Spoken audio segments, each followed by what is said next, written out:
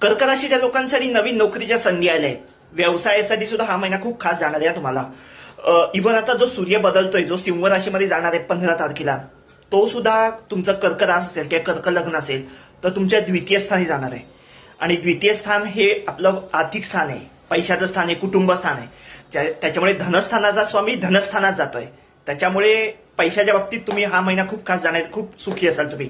कुटुंब सुख पण तुम्हाला खूप छान प्रकारे मिळेल. तुम्हाला आता नवीन समजा तुम्ही जॉब स्विच करायच्या प्रयत्नात असाल, तुम्हाला जॉब स्विच करायचा असेल तर तुम्हाला पुढे सप्टेंबर आणि ऑक्टोबरमध्ये जॉब स्विच करण्याच्या संधी आहेत. त्याच्यामुळे तुम्ही आत्तापासून त्या तयारीला लागा, आत्तापासून प्रयत्न करत राहा. म्हणजे तुम्हाला सप्टेंबर ऑक्टोबरमध्ये नवीन जॉब तुम्हाला स्विच करता येईल.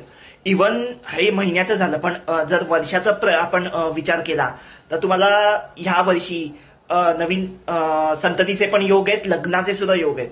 त्याच्यामुळे एकूणच कर्क रास किंवा कर्क राशीसाठी, कर्क रास आणि कर्क लग्नासाठी हे वर्ष किंवा हा महिना सुद्धा खूप खास जाणार आहे. बाकी सगळं छान होणार आहे. All the best.